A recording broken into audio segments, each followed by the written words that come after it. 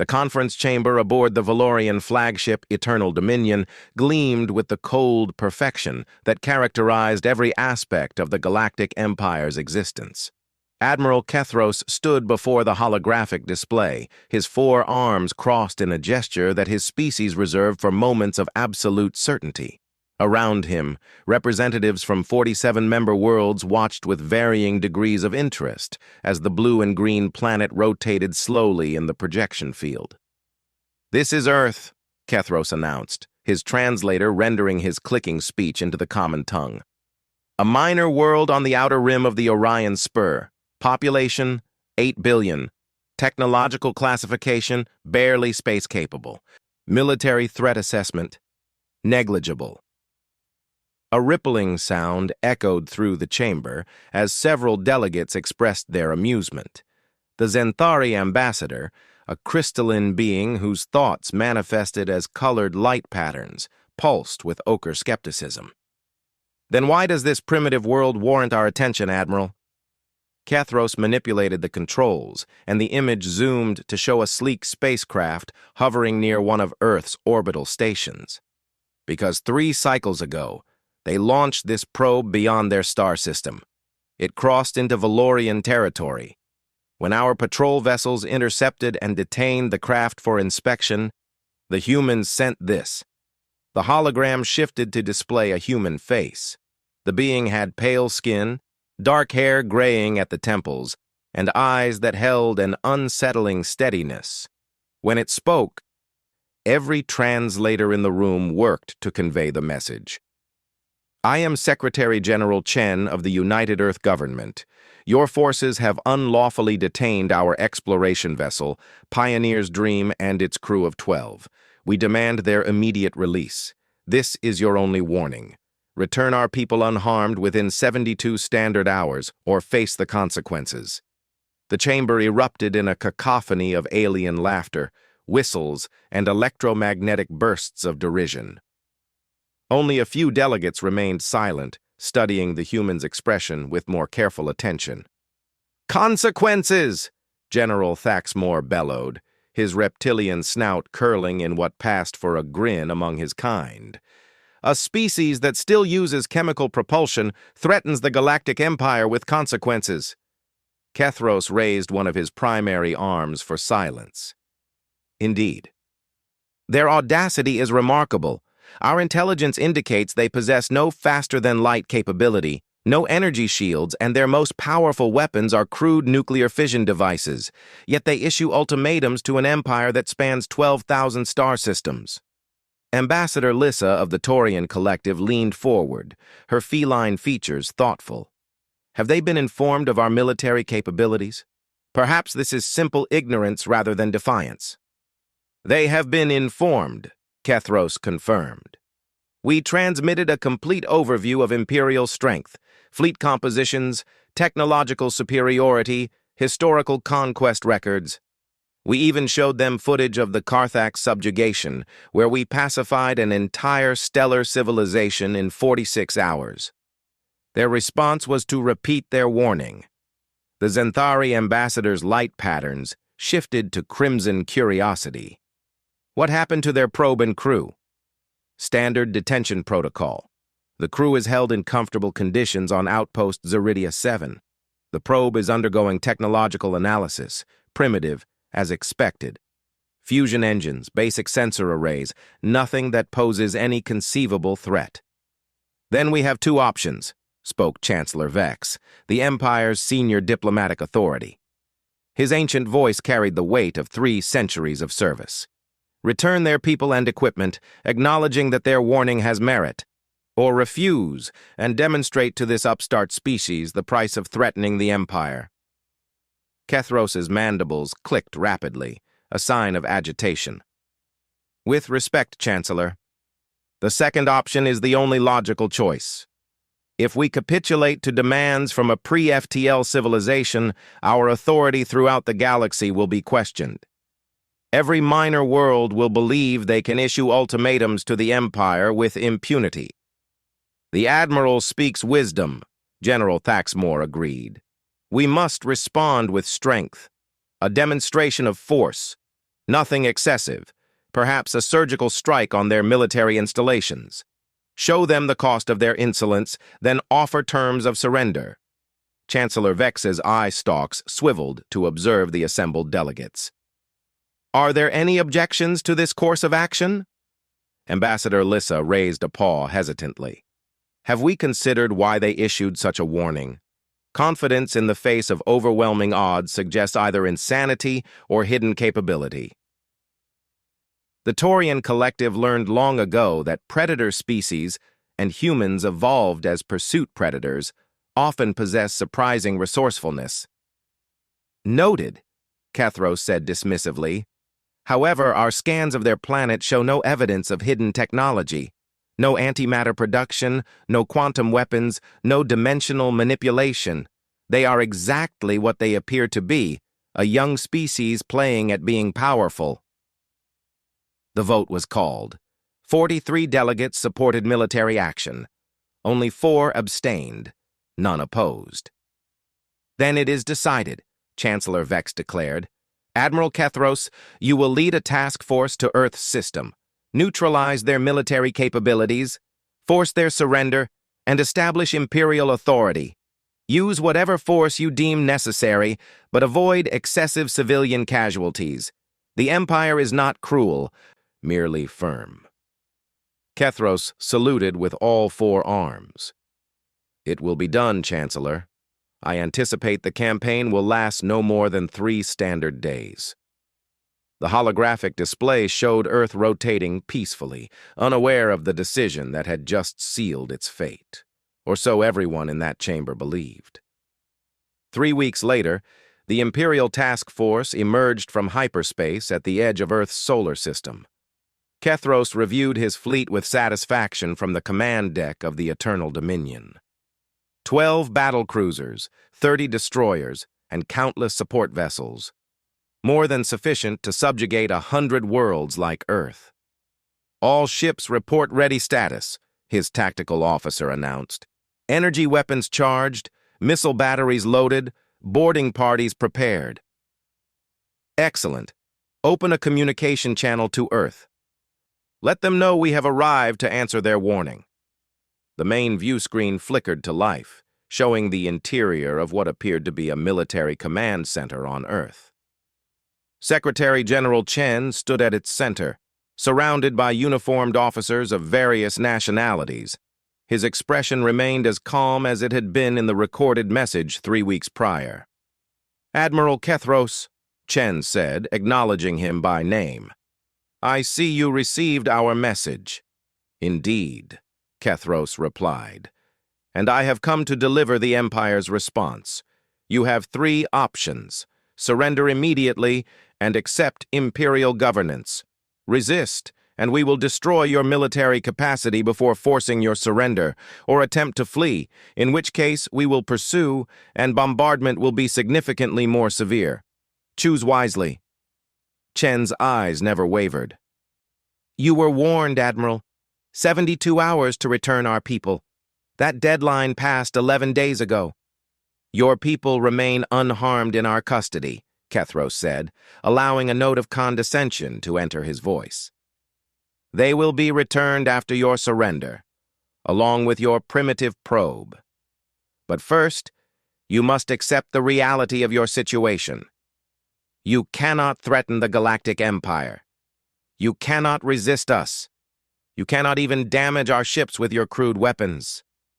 We're not going to surrender, Chen stated flatly, and you're not going to subjugate our world.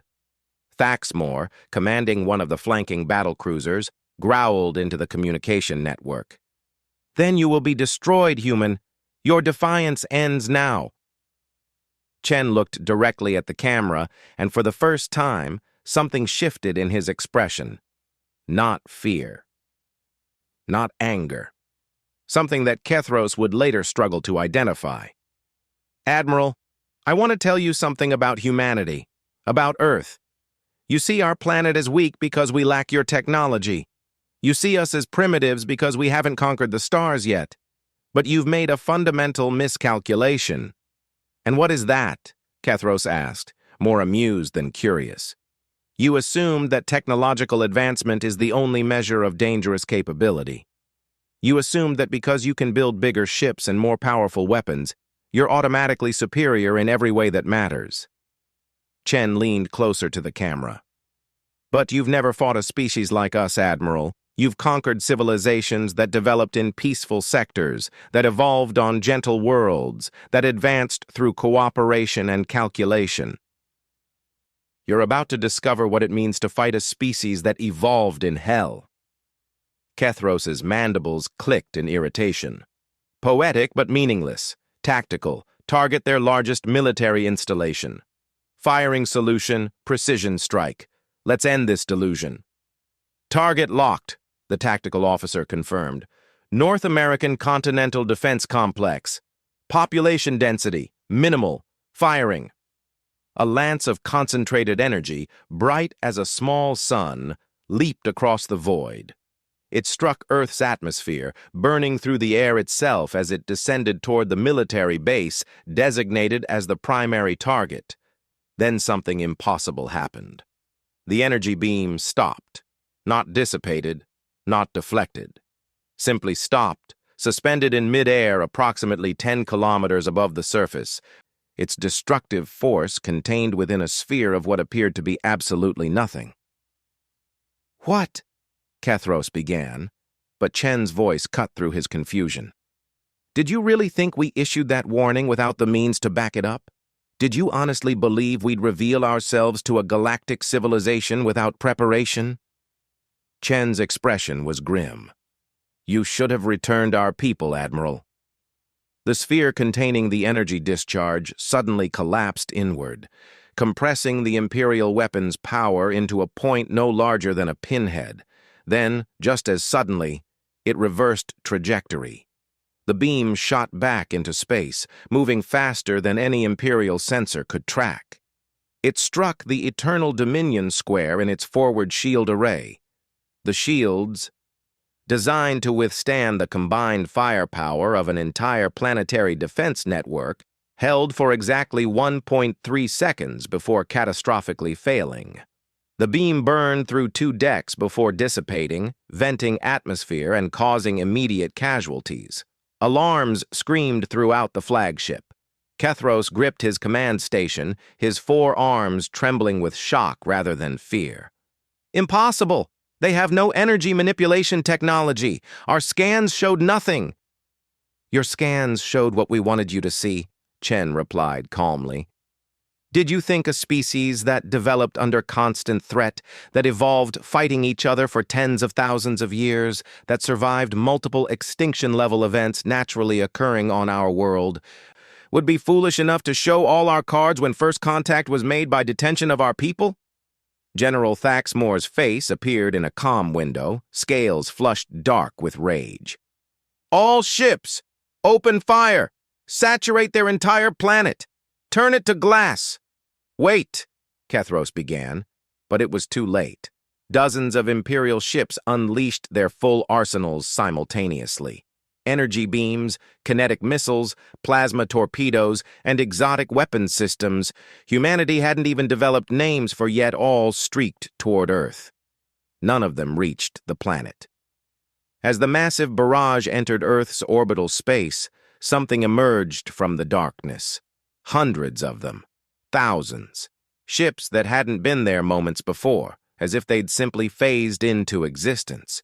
They were sleek, dark, and absolutely unlike anything in the Imperial database. No Empire aesthetics of grand size and intimidating weaponry.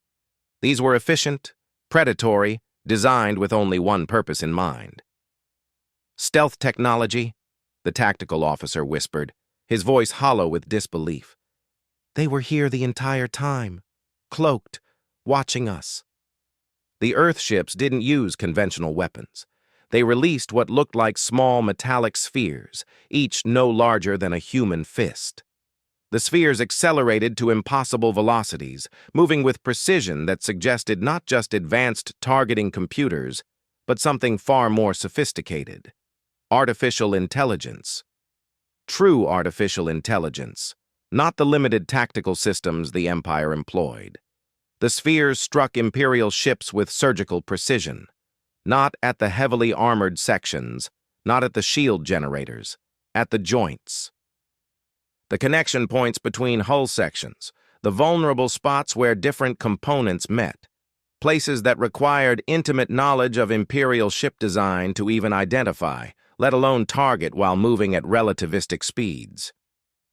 The destroyer, Fang of Glory, broke apart first, its center section separating from its drive assembly in a shower of escaping atmosphere and tumbling crew members. Then the Relentless, its reactor containment breached by a sphere that had somehow navigated through its point defense system and struck at the exact weakness in its magnetic bottle. Then the Pride of Vexor, the Conqueror's Will, the Unbreakable. "Evasive maneuvers!" Kethros screamed. "All ships, evasive!" The Eternal Dominion shuddered as 3 spheres impacted in rapid succession. The main power grid flickered. Gravity failed in sections of the ship, and still the Earth vessels advanced, silent and merciless. "They're targeting our communications array," the tactical officer reported, struggling to maintain his post as the ship lurched. "They're trying to isolate us from the fleet." Kethros made a decision born of 3 centuries of military experience and absolute certainty in Imperial superiority. "All ships, full retreat, hyperspace jump, coordinates—" "Jump drives are offline," the engineering station reported. "Something is interfering with our dimensional stabilizers. We can't enter hyperspace."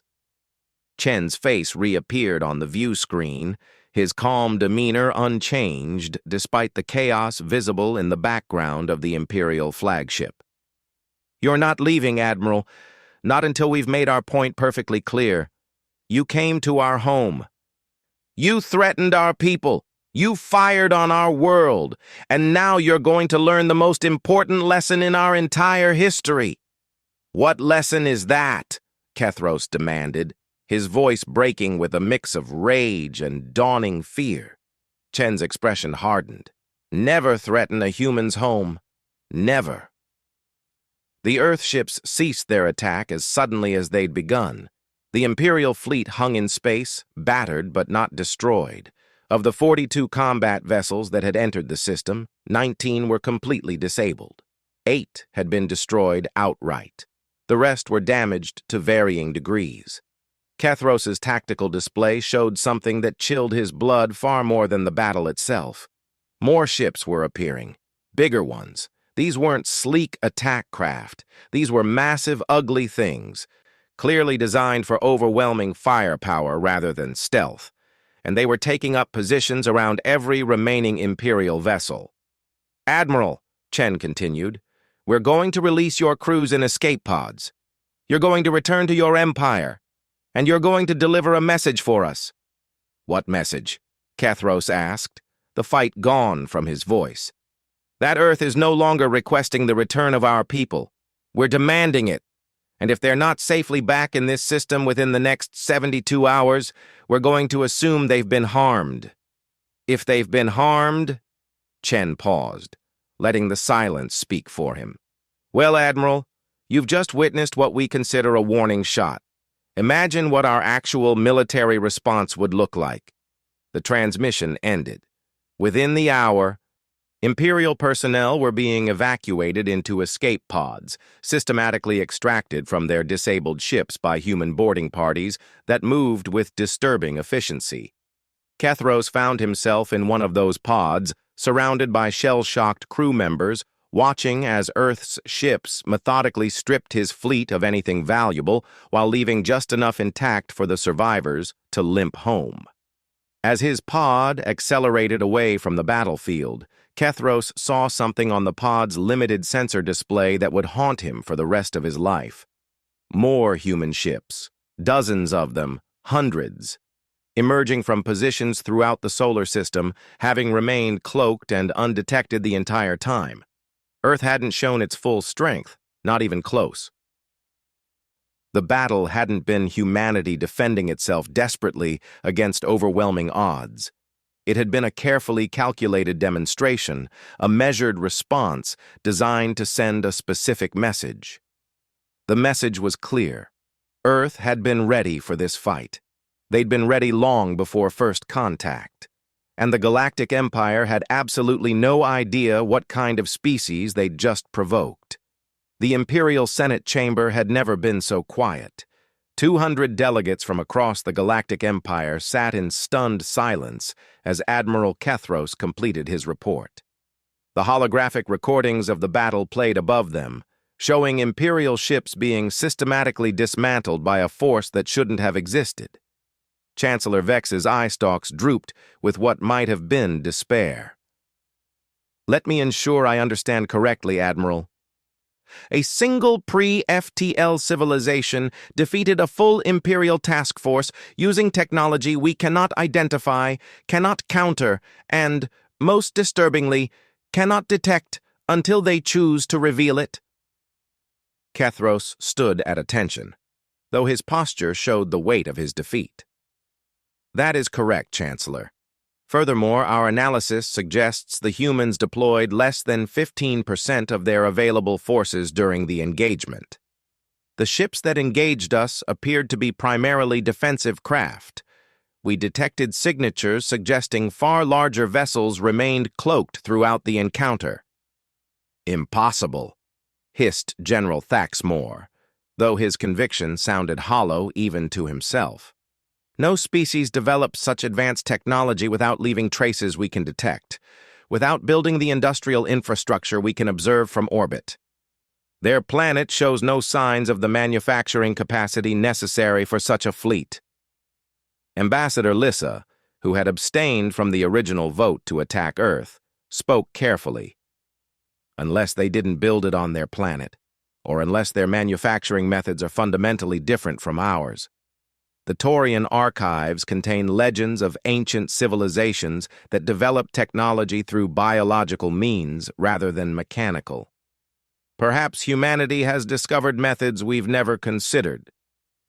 Or perhaps," interrupted a new voice, "humanity has been preparing for this moment for far longer than any of you realize." Every head turned toward the chamber entrance. A human walked in, flanked by 2 Imperial guards who looked distinctly uncomfortable with their assignment. The human was shorter than most species present, wearing simple dark clothing that marked them as civilian rather than military. Their identification badge read, "Dr. Sarah Mitchell, Diplomatic Envoy, United Earth Government." Chancellor Vex recovered first. "Dr. Mitchell, we did not expect Earth to send a representative so soon. Your people are still holding our crews." "Your people have been released," Dr. Mitchell interrupted, her tone professional but firm. "They entered Earth space 40 minutes ago aboard the Pioneer's Dream, along with our original crew members. All are unharmed, well-fed, and treated according to what we understand are Imperial standards for prisoner exchange. Your government will find our people equally well cared for, I trust." A murmur rippled through the chamber. The Zenthari ambassador's light patterns shifted to confused purple. "They were released 11 days ago, immediately after Chancellor Vex issued the order. They should have been returned to your system within hours of our decision." Dr. Mitchell's expression remained neutral, but something cold flickered in her eyes. "Then I'm afraid your crews at Outpost Zeridia 7 didn't follow those orders. Our people remained imprisoned there until 18 hours ago, when we extracted them." "Extracted?" Kethros felt his mandibles click involuntarily. "That outpost is located 400 light-years from Earth, deep within Imperial territory. You don't have faster-than-light capability." "Admiral, we've established that your intelligence regarding human capabilities is fundamentally flawed. Let's not continue making assumptions." Dr. Mitchell walked to the center of the chamber with the confidence of someone accustomed to hostile rooms. "I'm here to clarify Earth's position and to prevent further misunderstandings that could lead to unnecessary conflict." "Unnecessary?" General Thaxmore's scales flushed dark red. "Your species destroyed 8 Imperial warships and disabled 19 more. You killed over 4,000 Imperial citizens, and you speak of avoiding conflict. We destroyed 8 ships that were actively firing on our homeworld. Dr. Mitchell corrected. We disabled 19 more that were supporting that attack, and our final casualty count shows 1,247 confirmed deaths, all military personnel engaged in an unprovoked assault on Earth. We mourn every loss of life, General, even those who came to harm us. But let's be clear about who initiated hostilities. Chancellor Vex raised a primary manipulator for silence. Dr. Mitchell, I will be direct. Your species has demonstrated capabilities that should not exist. Our finest scientists cannot explain your technology. Our strategists cannot counter your tactics. Our intelligence networks cannot penetrate your security. This makes you a threat not just to the Empire, but to the stability of the entire galactic order. The galactic order, Dr. Mitchell replied, that threatened to glass our planet for refusing to surrender? That order? Every civilization that joins the galactic community must accept certain realities, the Chancellor continued. The Empire maintains peace across 12,000 star systems. We prevent conflicts between species. We facilitate trade, technology exchange, and cultural development. This requires authority. It requires that all member species acknowledge imperial supremacy in matters of interstellar security. So submit or be destroyed, Dr. Mitchell said flatly. That's not peace, Chancellor. That's occupation dressed in diplomatic language. Ambassador Lisa leaned forward with interest. What would humanity propose instead, Dr. Mitchell? Surely you don't imagine Earth can stand alone against an empire of 12,000 worlds. We don't want to stand alone. We don't want to stand against you at all. Dr. Mitchell activated her own holographic display, showing Earth surrounded by thousands of small markers. But we also won't submit to a system that responds to peaceful exploration with detention and diplomatic requests with military invasion. These markers represent defensive installations throughout our solar system. What you encountered was the response to an attack on our home. But humanity has no interest in conquest. We never have. Then what do you want? Kethros demanded. You demonstrate overwhelming force, humiliate our fleet, extract prisoners from deep within our territory, and then claim you want peace. Your actions contradict your words. Dr. Mitchell met his gaze steadily. We want what we've always wanted, Admiral. To be left alone until we're ready to join the galactic community as equals, not subjects. To explore space at our own pace, learning and growing without interference. And most importantly, to ensure that no one threatens our home or our people ever again. Impossible, General Thaxmore stated. You cannot demand isolation while simultaneously possessing the technology to threaten every world in the Empire. You cannot expect us to simply ignore your existence and hope you remain peaceful. Why not? Dr. Mitchell asked. That's exactly what we're asking of you. Humanity will remain in our solar system. We'll continue our development. When we're ready, when we choose to be ready, we'll open formal diplomatic relations. Until then, your ships stay out of our space, and our ships stay out of yours. The Zenthari ambassador pulsed with crimson skepticism. And if we refuse these terms? If the Empire decides that humanity poses too great a risk to leave unchecked? Dr. Mitchell's expression didn't change, but her next words dropped the temperature in the chamber by several degrees. Then you'll discover why Earth issued a warning before demonstrating force. Chancellor Vex, I need you to understand something about humanity. We are not a peaceful species. We've been fighting each other for our entire recorded history. Wars spanning continents, weapons capable of rendering our own world uninhabitable. Conflicts so brutal that our children learn about them as warnings against hatred and nationalism. She walked slowly around the chamber's center, making eye contact with different delegates as she spoke. But do you know what all that violence taught us? How to fight. How to kill efficiently. How to develop weapons and tactics and strategies that maximize damage while minimizing our own casualties. We learned how to fight while bleeding, while suffering, while watching our cities burn and our people die. We learned in the hardest school imaginable. Is this meant to frighten us? Thaxmore growled. Primitive violence is nothing compared to— I'm not finished, General. Dr. Mitchell's voice hardened. All that conflict also taught us something else. It taught us that violence should always be the last resort, that war is hell, and hell should be avoided whenever possible. So we developed institutions, international laws, diplomatic protocols, methods of resolving conflicts without bloodshed. We learned to channel our aggression into competition, sports, economic rivalry. We became experts at peace precisely because we were experts at war. She stopped walking, standing in the exact center of the chamber. The warning we issued wasn't a threat. It was an opportunity, a chance for the Empire to choose dialogue over destruction. We gave you time to reconsider, to realize that detaining our people was a mistake, to make it right. Instead, you sent a fleet to subjugate us. You forced our hand. Chancellor Vex's ancient voice carried a weight of sadness. You speak of peace. Yet you came prepared for war. Of course we did, Dr. Mitchell replied simply. The universe is a dangerous place. We've known that since our earliest ancestors looked up at the stars and wondered what was out there. So yes, we prepared. We observed. We learned about the Galactic Empire from every transmission we could intercept, every probe we could capture and reverse engineer. We studied your battles, your tactics, your technology, and we developed countermeasures. While maintaining the appearance of primitive development, Kethro said, understanding dawning. The infrastructure we observed, the basic spacecraft, the primitive space stations, all of it was theater. Not entirely, Dr. Mitchell corrected.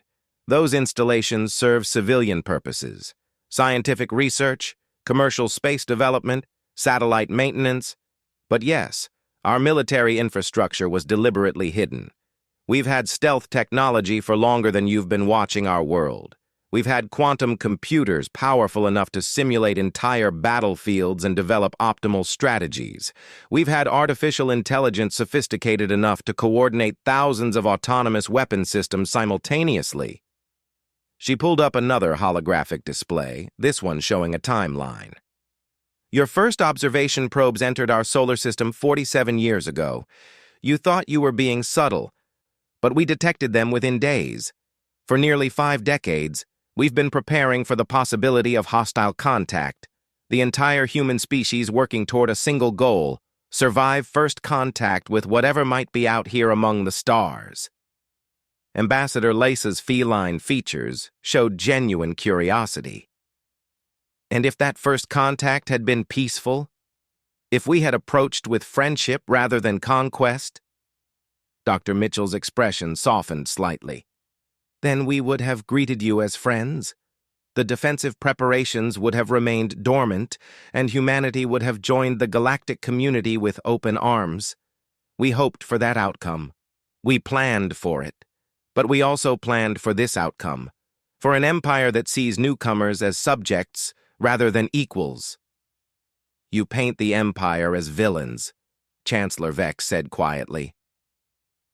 Yet we have brought order to thousands of worlds, ended countless conflicts, elevated primitive species to spacefaring civilization status. The Empire is not perfect, but it has achieved more peaceful cooperation than any other governmental structure in known history. I don't doubt that, Dr. Mitchell acknowledged. But the price of that cooperation is submission. Species that don't submit are conquered or destroyed. You call it bringing order, we call it subjugation. And humanity will never accept subjugation, no matter how benevolent you claim it to be. The chamber fell silent again.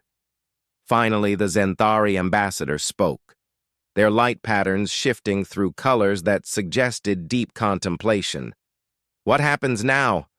Humanity has demonstrated force. The Empire has been humbled, but neither side has achieved their objectives. We still have a dangerous species on our borders. You still have an empire that might return with overwhelming force. Dr. Mitchell nodded. Which brings me to the actual purpose of my visit. Earth is offering a treaty. Not membership in the Empire, not subjugation. A treaty between equals. General Thaxmore snorted derisively. The Empire does not negotiate treaties with single-planet civilizations. You do now, Dr. Mitchell stated, because the alternative is a war that will cost you far more than you're willing to pay. I'm not threatening conquest. Humanity has no interest in occupying your worlds. But if you attack us again, we will respond, not just offensively. We will strike at your military infrastructure, your shipyards, your supply lines, your communication networks. We will make it impossible for you to project force anywhere in your empire because you'll be too busy dealing with simultaneous crises across dozens of star systems. Asymmetric warfare, Kethros breathed, finally understanding. You'll fight like insurgents, not like conventional military forces. We'll fight like humans, Dr. Mitchell corrected, using every advantage we possess. Our stealth technology means we can strike anywhere without warning. Our AI systems mean we can coordinate attacks across vast distances simultaneously. Our weapons are precise enough to destroy military targets without massive civilian casualties, which means we can maintain the moral high ground while dismantling your ability to wage war. She let that sink in before continuing. But it doesn't have to come to that. The treaty I'm proposing is simple. Earth's solar system is declared neutral territory. No Imperial ships enter without explicit permission from Earth's government. In exchange, human ships will not enter Imperial space without following all standard diplomatic protocols. We establish a communication channel for resolving disputes. We open limited trade relations. And after a period of, let's say, 50 years, we revisit the possibility of Earth joining the galactic community as a full member with sovereignty intact. Chancellor Vex's eye stalk swiveled toward the assembled delegates. This is unprecedented. The Empire has never recognized a single-planet state as an equal negotiating partner. The Empire has never encountered a species like humanity before, Dr. Mitchell replied. And that's not arrogance, Chancellor. It's simple fact. We evolved differently than most species you've encountered. We developed differently. We think differently, and those differences make us particularly dangerous when threatened. Ambassador Lisa spoke again, her voice thoughtful. Dr. Mitchell, may I ask a personal question? You speak with such certainty about human capabilities, about your willingness to wage asymmetric warfare across the Empire. But surely you understand that such a conflict would result in human casualties as well. Is your entire species truly willing to risk extinction rather than compromise? Dr. Mitchell's response was immediate and unflinching. Every human on Earth participated in the vote to issue that first warning to your fleet, Ambassador. 8 billion people. The vote was 97% in favor of resistance. Even after we explained the potential costs, we showed our people what interstellar war might look like. We explained that the Empire could glass our planet from orbit if they chose to spend the resources necessary. And still, humanity chose to stand rather than kneel. She paused, her expression showing something between pride and sorrow. There's an old human saying, "I would rather die on my feet than live on my knees." That's not just a saying for us. It's a fundamental part of who we are. Throughout our history, humans have chosen death over submission again and again. We've fought against impossible odds, endured unimaginable hardships, survived catastrophes that should have ended us, because that's what humans do. We survive, and we do it on our terms. The silence that followed her words stretched for nearly a full minute. Finally, Chancellor Vex spoke. The Senate will need to debate this proposal. It requires a significant revision of imperial doctrine regarding pre-FTL civilizations. I understand, Dr. Mitchell said, but I need you to understand something in return. That debate needs to conclude within 1 standard week, because if the Empire hasn't accepted our treaty terms by then, humanity will interpret that as a decision to continue hostilities, and we will respond accordingly. Another ultimatum, Thaxmore growled. Another warning, Dr. Mitchell corrected. We're giving you time to make the right choice. Time to recognize that some species can't be conquered without costs that far exceed any possible benefit. Time to accept that the galaxy is big enough for both the Empire and independent human space. She began walking toward the chamber exit, then paused and turned back. One more thing you should know. Earth isn't the only human world anymore. That statement caused an immediate uproar. Kethros surged forward. Impossible! You don't have FTL technology. You can't have established colonies without you knowing. Dr. Mitchell smiled for the first time since entering the chamber. Admiral, you've spent this entire meeting learning that your assumptions about humanity are wrong. Why stop now? The truth is, we've had generation ships in transit for 30 years. Slow vessels carrying human colonists to nearby star systems. Those ships are scheduled to arrive at their destinations within the next decade. When they do, there will be human colonies on 3 separate worlds, all outside Imperial space. She let that information settle before delivering her final point. So even if you decided to commit genocide, if you chose to glass Earth and kill every human in our home system, you wouldn't eliminate humanity. You'd just ensure that the survivors spend the next century developing an overwhelming hatred for the Galactic Empire. You'd create an enemy that would never stop, never forgive, never forget. Is that really the future you want to build? Chancellor Vex seemed to age a century in that moment. You've thought of everything. No, Dr. Mitchell replied honestly. We've thought of many things, but the universe is vast and full of surprises.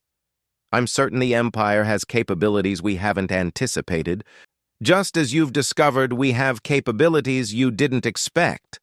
That's why I'm here proposing peace instead of preparing for war, because conflict between our peoples would be costly for both sides, and the only winners would be whatever other threats exist in this galaxy that neither of us has encountered yet. She reached the exit, then delivered her final statement. You have 7 days, Chancellor. Choose wisely. Choose peace. Choose to be remembered as the generation that recognized a potential ally rather than forcing them to become an eternal enemy. After she left, the chamber remained silent for a long time. Finally, Ambassador Lysa spoke, her voice barely above a whisper. She's right, isn't she? About all of it. If we continue hostilities, we'll win eventually through sheer numbers and resources. But the cost would be unacceptable, Chancellor Vex finished. Even if we conquered Earth tomorrow, we'd face insurgent attacks for generations. Human sleeper agents embedded throughout Imperial space. Random strikes against military installations. A perpetual guerrilla war that would drain resources and erode public confidence in Imperial authority. Kethros felt something he'd never experienced in his 3 centuries of military service, genuine fear of an inferior force. They planned for this. Every scenario, every possibility, surrender, conquest, negotiation, extinction. Humans have contingencies for all of it. Because they evolved expecting the worst, Ambassador Lysa said. Predator species from a harsh world, Dr. Mitchell called it. They survived by preparing for every threat, by adapting to every challenge. And now that preparation has been turned outward, toward the stars. The vote came 3 days later. 147 delegates voted to accept Earth's treaty terms. 38 voted for continued military action. 15 abstained. It wasn't unanimous, but it was decisive enough. The signing ceremony took place aboard a neutral space station constructed specifically for the occasion. Both sides had agreed to build it together in a binary star system exactly halfway between Earth and the nearest Imperial core world. The station itself was a marvel of cooperative engineering, combining Imperial architectural grandeur with human efficiency and practicality. Admiral Kethros stood in full ceremonial armor, watching as Secretary General Chen and Chancellor Vex prepared to affix their signatures to the treaty document. Around them, Representatives from dozens of species observed the historic moment with varying degrees of enthusiasm, skepticism, and outright hostility. The treaty itself was comprehensive. Earth's solar system was recognized as sovereign human territory, off-limits to imperial ships without explicit permission. In exchange, humans agreed to follow established imperial protocols when traveling through recognized empire space. Trade relations would be established on a limited basis, with both sides exchanging scientific and cultural information through carefully monitored channels. Most importantly, the treaty included a mutual defense clause. If either Earth or the Empire faced an existential threat from external forces, both parties were obligated to render assistance. That last clause had generated the most debate. General Thaxmore had argued vehemently against it, claiming it gave humans legitimacy they hadn't earned. But Chancellor Vex had been firm. If humanity could genuinely threaten the Empire, then having them as allies against unknown future threats was preferable to having them as enemies in the present. Dr. Sarah Mitchell stood beside Chen, serving as witness to the historic moment. She caught Kethros staring and offered a slight nod of acknowledgement. The Admiral returned it, though his mandibles clicked softly in what might have been residual frustration. "Do you think this will work?" Ambassador Lissa asked quietly, materializing beside Kethros with the fluid grace typical of her species. "Can humans and the Empire truly coexist peacefully?" "I don't know," Kethros admitted, "but I know that the alternative is unacceptable."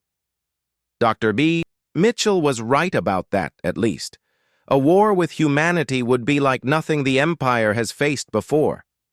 "Because they fight dirty," Lissa observed. "No honor, no glory, just efficient killing." "No," Kethros corrected, surprising himself with his own words. "Because they fight smart.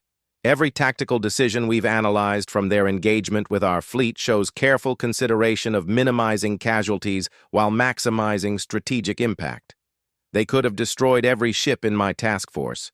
Instead, they disabled most of them and ensured our crews could evacuate safely. They demonstrated overwhelming force while simultaneously showing restraint." Lisa's ear twitched in the equivalent of a thoughtful nod. "Predators who have learned to control their predatory instincts. Perhaps the most dangerous kind." The signing completed, Chen and Vex turned to face the assembled delegates. Chancellor Vex spoke first, his ancient voice carrying clearly through the translation systems. "Today marks a new chapter in galactic history. For the first time, the Empire formally recognizes an independent single-system polity as a sovereign equal. Some will view this as weakness. I view it as wisdom. Humanity has demonstrated both the capability and the willingness to defend their autonomy. Rather than wage a destructive war, we choose partnership."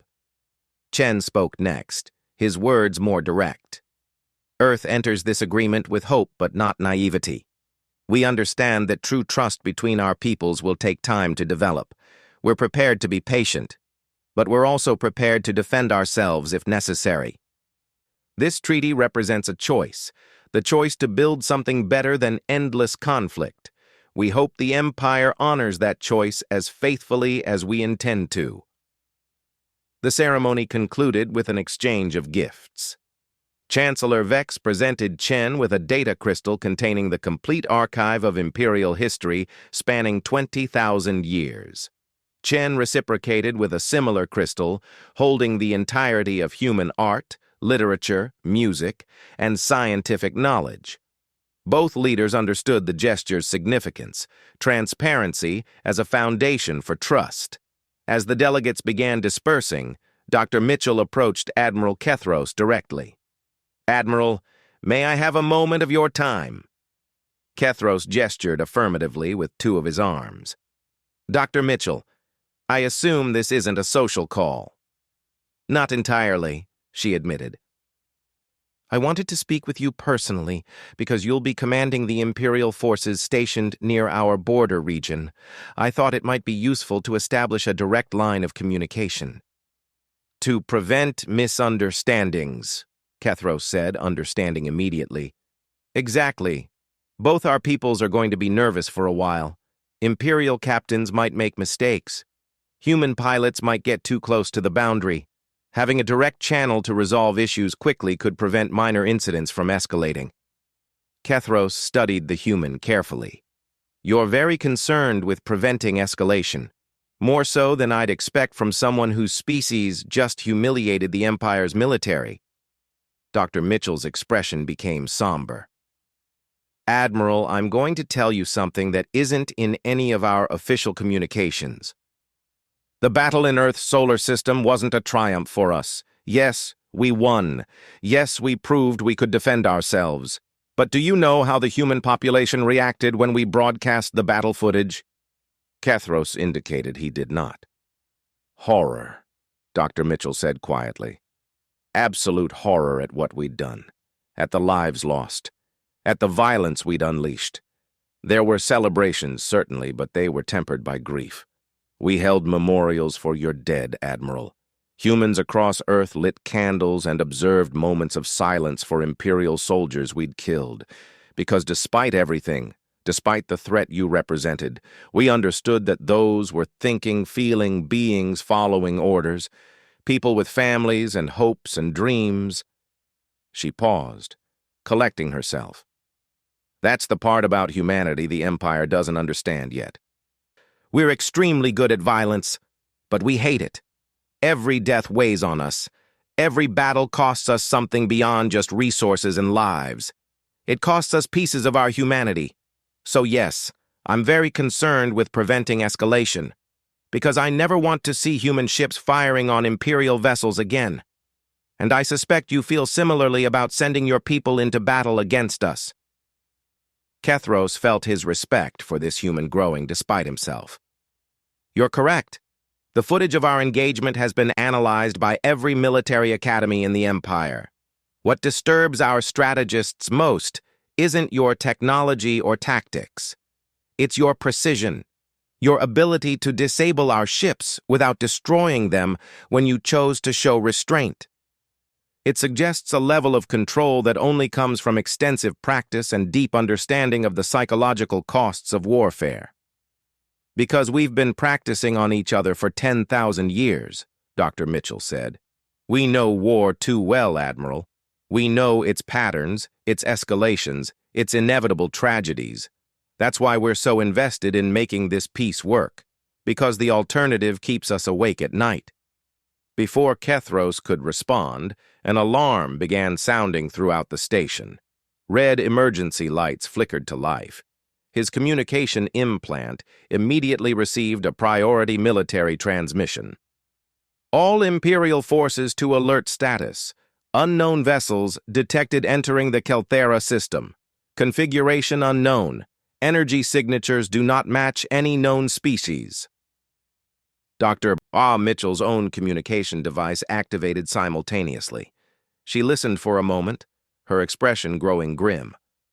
Admiral, are you receiving reports of unidentified ships near the Kelthera system? I am, Kethros confirmed. Imperial protocol requires me to respond to potential threats near our borders. If you'll excuse me... Wait. Dr. Mitchell held up a hand. Kelthera is less than 3 light-years from the border between human and Imperial space. If there's an unknown threat in that region, it concerns both our peoples. Kethros's mandibles clicked rapidly as he processed the implications. The treaty was less than an hour old, and already they were facing a potential test of its mutual defense clause. You're suggesting a joint response? I'm suggesting that we treat this as what it is, a potential threat to both our territories. The treaty we just signed obligates us to cooperate against external threats. This seems like an excellent opportunity to demonstrate that cooperation is more than just words on a document. The Admiral made a decision that would have been unthinkable just weeks earlier. Agreed. I'll share our sensor data with Earth's Fleet Command. I suggest you do the same. Dr. Mitchell was already working her communication device. Done. Our nearest stealth reconnaissance ship is 12 hours from Kelthera. Your closest battle group? 16 hours, Kethros admitted, though I question whether your single reconnaissance ship will be of significant value against a potentially hostile force.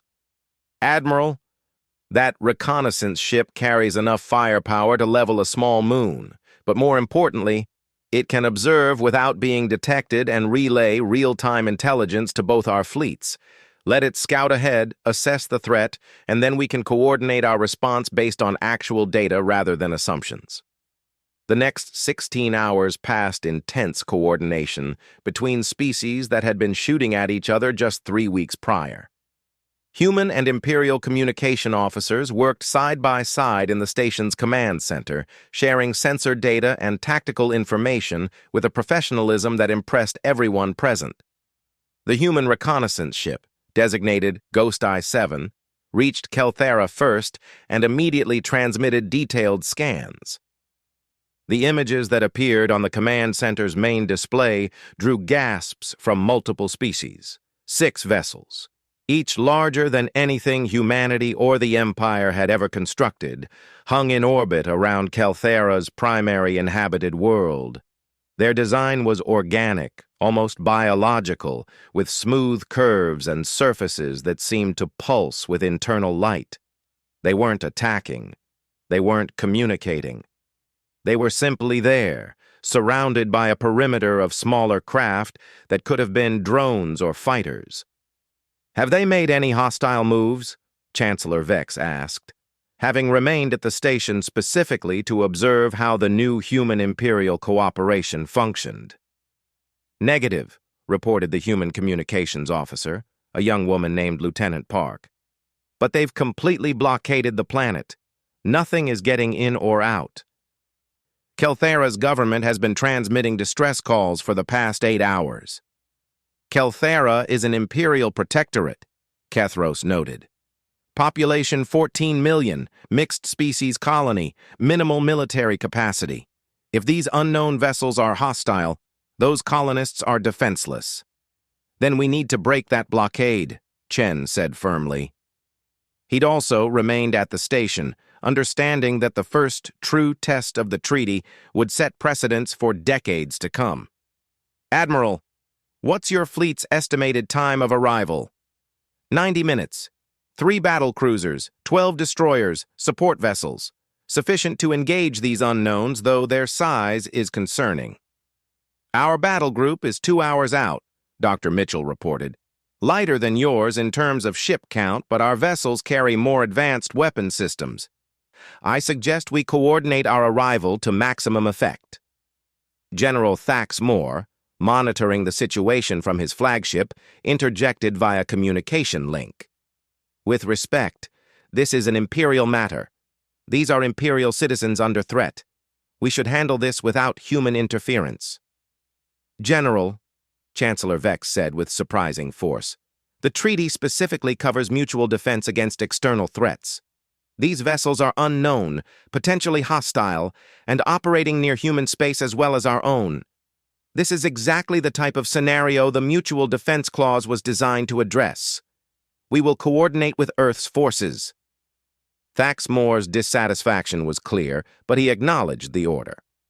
The combined fleet emerged from hyperspace simultaneously, a carefully choreographed arrival designed to present a united front.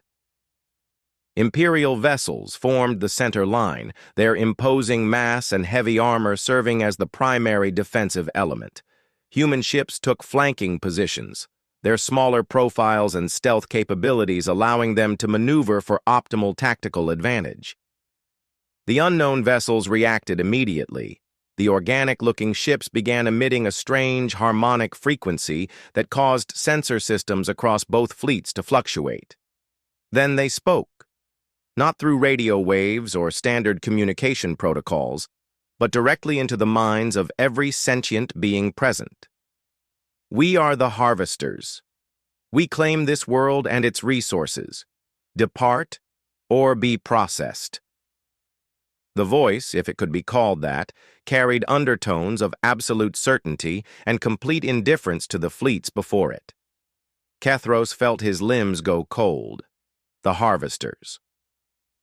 The name appeared in fragments throughout ancient imperial records, always associated with entire civilizations that had simply vanished. This is Admiral Kethros of the Galactic Empire. The world you're threatening is under imperial protection. Withdraw immediately or face the consequences. Chen's voice followed immediately. This is Secretary General Chen of Earth. The Galactic Empire and humanity stand united in defense of Kelthara. You have one opportunity to leave peacefully.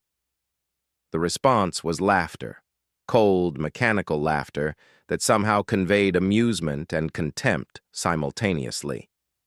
Your primitive alliances mean nothing. Your weapons are irrelevant. You are irrelevant. We have harvested 1,000 civilizations. You will be no different. One of the harvester vessels moved toward the planet with impossible speed. Its organic hull began to glow, and tendrils of energy reached down toward Kelthara's surface. Wherever they touched, structures began to disassemble at the molecular level, breaking down into streams of matter that flowed upward into the ship. "They're consuming the planet," Lieutenant Park said, horror evident in her voice. "Everything. Buildings, vegetation, even the atmosphere. They're taking it all." "All ships," Kethros commanded. "Engage!" The combined Imperial human fleet opened fire as one. Energy beams and kinetic projectiles from Imperial vessels struck the harvester ships simultaneously with the humans' precision-guided munitions and exotic weapon systems. The barrage was impressive. The combined firepower of two advanced civilizations focused on 6 targets. It was completely ineffective. The harvester vessels absorbed every attack without visible damage. Their shields, if they even had shields, didn't flicker or fluctuate. The energy simply vanished into their organic hulls, as if the ships were consuming the attacks the same way they were consuming the planet. "Impossible," Thaxmore breathed. "Nothing can withstand that much firepower." "Analysis," Dr. Mitchell demanded of her science team. The response came within seconds. "Their hulls are converting incoming energy into some form of exotic matter. They're not defending against our attacks. They're feeding on them. Every shot we fire makes them stronger." Kethros's tactical training kicked in immediately. "Cease fire! All vessels cease fire!" The command rippled across both fleets. Weapons went silent just as the harvester vessels began to accelerate their consumption of Kelthara. The energy tendrils multiplied, spreading across the planet's surface like a spider's web. "We have less than an hour before that world is completely stripped," Chen said grimly. "We need another approach." "Recommendations?" Chancellor Vex asked, his voice unusually strained. It was Dr. Mitchell who spoke. "We stop trying to destroy them. They're designed to feed on energy-based attacks, so we give them something they can't digest." She pulled up a schematic on the shared tactical display. "Human vessels carry kinetic impactors, simple dense matter projectiles accelerated to near-relativistic speeds. No energy weapons, no fancy technology, just mass-moving really, really fast. The harvesters haven't shown any ability to convert solid matter that isn't already broken down to molecular components." "Simple physics," Ambassador Lissa said, understanding immediately. "Conservation of momentum. Even if their hulls are indestructible, the impact force has to go somewhere." "Exactly," Dr. Mitchell confirmed. "We hit them hard enough, we might not destroy them, but we might be able to knock them off course. Interrupt whatever process they're using to consume the planet." Kethros's mandibles clicked in what might have been approval. "Imperial vessels carry similar weapons, though we rarely employ them against shielded targets. If we concentrate our kinetic fire on the vessel currently engaged in planetary consumption, it might work," Chen finished. "All human ships, load kinetic impactors. Target the lead harvester vessel. Imperial fleet, coordinate your fire with ours. On my mark." The coordination that followed would later be studied in military academies, across both human and Imperial space. Two species that had been enemies weeks ago, operating with completely different tactical doctrines and communication protocols, synchronized their attacks with precision that suggested years of joint training. Dozens of kinetic impactors launched simultaneously, dense slugs of tungsten, depleted uranium, and exotic compressed matter accelerated to 18% of light speed. They struck the harvester vessel within microseconds of each other, their combined momentum equivalent to a small moon traveling at relativistic velocities. The harvester ship moved, not destroyed, not damaged, but physically displaced by the sheer force of the impacts. Its energy tendrils disconnected from Kelthara's surface, and the molecular disassembly process halted abruptly. The vessel tumbled through space, its organic hull rippling as if in distress. "Again," Kathros ordered. "All kinetic weapons continuous fire." The bombardment continued. The other 5 harvester vessels began moving to protect their damaged companion, but they were too slow.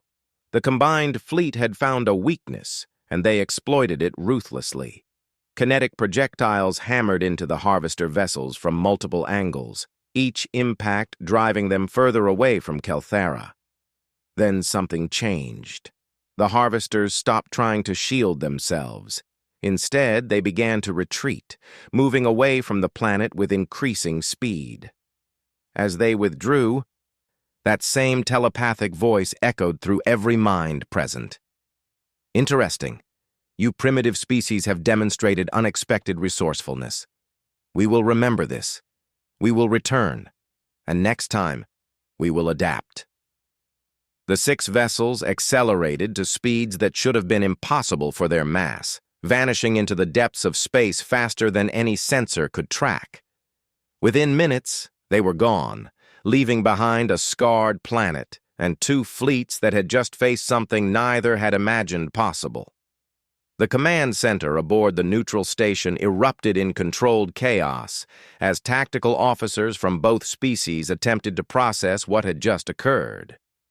Chancellor Vex looked at Secretary General Chen with an expression that transcended species barriers. Shared recognition of a threat neither was prepared to face alone. "They'll be back," Chen said quietly, "and they'll be ready for kinetic weapons next time." "Then we'll need to develop new strategies," Kethros replied. "New weapons, new tactics, and we'll need to share everything we learn about them." Dr. Mitchell pulled up casualty reports from Kelthara. 4 million dead on the planet's surface. Another 2 million injured. 10 million will need immediate evacuation and medical care. The planetary infrastructure is 30% destroyed. Imperial relief ships are already en route, Chancellor Vex reported. But we don't have the capacity to evacuate 10 million people quickly enough. Our civilian transport fleet can help, Chen offered immediately. We have vessels designed for mass evacuation, built for the possibility that Earth might need to be abandoned. They can be here within a day. Ambassador Lissa looked between the human and Imperial leaders. "You're already working together as if you've been allies for years. The treaty was signed mere hours ago, and yet here you are, coordinating military operations and disaster relief without hesitation." "Because we don't have the luxury of hesitation," Dr. Mitchell said. "The harvesters represent a threat to all biological life in this region of space, maybe the entire galaxy. The fact that humanity and the Empire had a territorial dispute last month becomes irrelevant when facing something that wants to convert all of us into raw materials." General Thaxmore's image appeared in the communication display, his scales flushed with colors that suggested grudging respect. The humans fought well. Their tactical adaptation was impressive. And their offer of civilian transport to evacuate Imperial citizens shows a commitment to cooperation that exceeds my expectations. "General," Chen replied, "1 month ago, you were prepared to invade Earth. Today, we fought side by side against a common enemy. Perhaps this is proof that circumstances can change faster than prejudices. Over the following weeks, The partnership between humanity and the Empire deepened in ways neither side had anticipated. Human engineers worked alongside Imperial scientists to analyze every scrap of data collected during the Harvester encounter. Medical teams from both species collaborated on treating Kelthera survivors. Tactical officers developed joint operational procedures for responding to future Harvester incursions. Most significantly, the two powers established the Joint Defense Initiative, a permanent military cooperation framework designed to coordinate responses to external threats. Kethros and a human admiral named Jessica Torres were appointed as co-commanders, charged with building an integrated defense force that could respond to incidents like Kelthera before entire populations were at risk. Admiral Kethros found himself in his office aboard the neutral station 6 weeks after the treaty signing, reviewing reports from the latest joint training exercise. The results were encouraging. Human and Imperial crews were learning to work together, overcoming language barriers, cultural differences, and the residual suspicion that came from their rocky introduction. A soft chime indicated someone requesting entry. "Come in," Kethros called. Dr. Mitchell entered, carrying a data pad and wearing an expression that suggested she had something significant to discuss. "Admiral, I wanted to show you something. Our analysis team has been studying the Harvester's retreat trajectory. We've identified a pattern." She pulled up a star map showing the Kelthera system and surrounding space. A dotted line traced the Harvester's escape route, extending beyond explored territory. "They didn't retreat randomly. They followed a specific vector that takes them toward a region of space neither humanity nor the Empire has explored. A region that's shown unusual energy readings for decades but was always considered too distant to investigate." Kethros studied the map with growing concern. "You believe that's where they came from, where more of them might be waiting. I believe we need to find out. And I believe we need to do it together." Dr. Mitchell met his gaze steadily. "Admiral, I'm proposing a joint exploration mission. Combined human Imperial fleet, equal command structure, shared resources, and findings. We go into that unexplored region, we discover what the Harvesters are, where they come from, and how to stop them permanently." "That's a significant undertaking," Kethros observed. "It would require approval from both our governments, resources that could otherwise be used for defense or domestic needs, and there's no guarantee we'd find anything useful." "No guarantee," Dr. Mitchell agreed. "But consider the alternative. We wait here, fortifying our defenses, hoping the Harvesters don't return with overwhelming force. Or we take the initiative, gather intelligence, and possibly discover a way to end this threat before it becomes an existential crisis." Kethros's mandibles clicked thoughtfully. "You know, Dr. Mitchell, when we first met, I believed humans to be reckless, aggressive, and dangerously unpredictable. I'm beginning to understand that you're not reckless. You're proactive. You see threats and move to counter them before they fully materialize. It's how we've survived, Admiral. On Earth, we learned that waiting for danger to come to you is a recipe for extinction. Better to meet it on your terms than on its terms." She paused, then added, "Though I'll admit this proposal goes beyond normal human caution. It's ambitious, maybe even foolish. Or perhaps it's exactly what both our species need," Kethros said. "A common purpose that transcends our territorial disputes and cultural differences. A mission that requires us to rely on each other completely." He stood, extending two of his forearms in the gesture that his species used to formalize agreements. "I'll recommend the mission to Chancellor Vex. I suspect he'll approve. The Empire has never been content with defensive postures when proactive solutions are available." Dr. Mitchell clasped his offered arms in a gesture that would have been unthinkable months earlier. "Then humanity and the Empire are about to embark on their first joint expedition into the unknown. I hope we're ready for whatever we find." "We won't be," Kethros said with certainty. The universe has a way of surprising even the most prepared civilizations. But at least now, when we face those surprises, we'll face them together. 6 months later, the joint fleet departed from the neutral station amid much ceremony and public attention. 15 Imperial vessels and 12 human ships, commanded by Admiral Kethros and Admiral Torres, carrying the hopes and fears of two civilizations into unexplored space.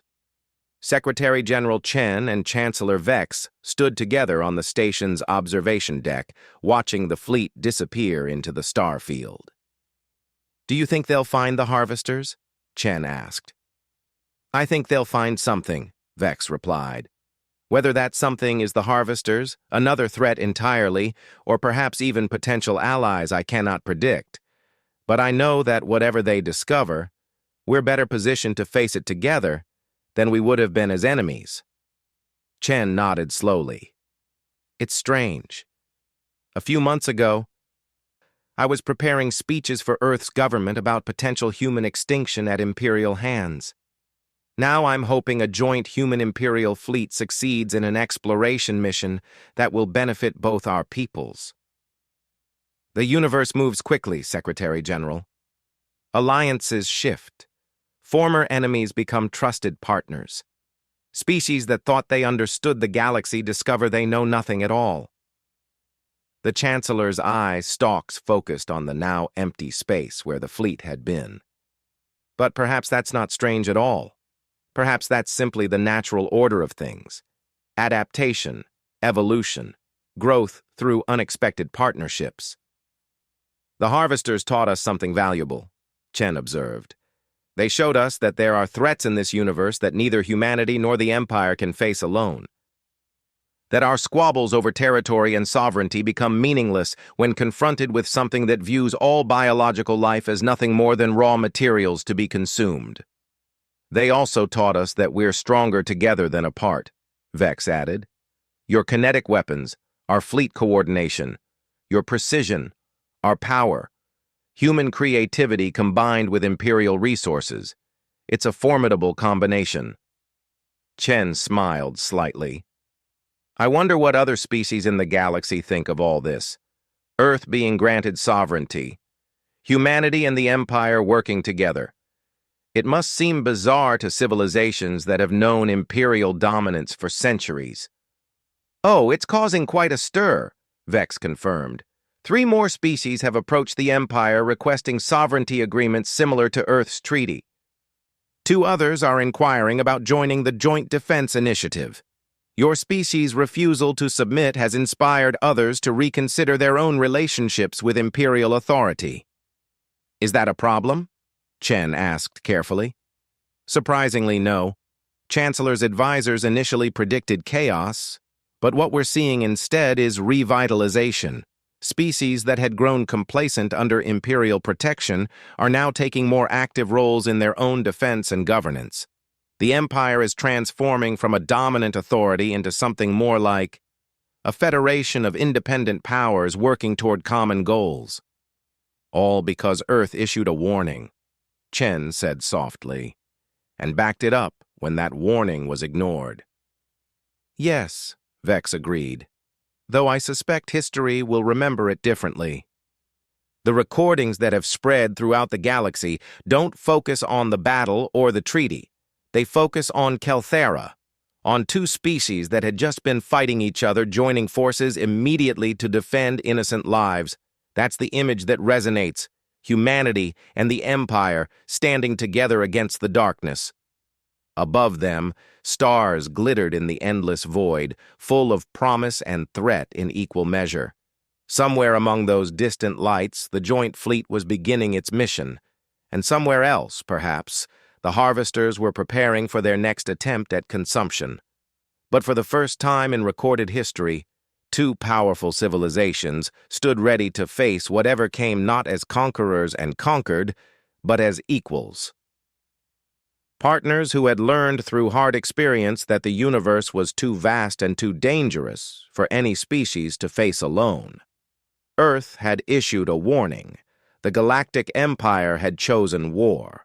Both had learned, in the crucible of conflict and cooperation, that there was a third path, a better path, the path of alliance forged not through submission, but through mutual respect earned in battle and proven through sacrifice. And in the end, that made all the difference.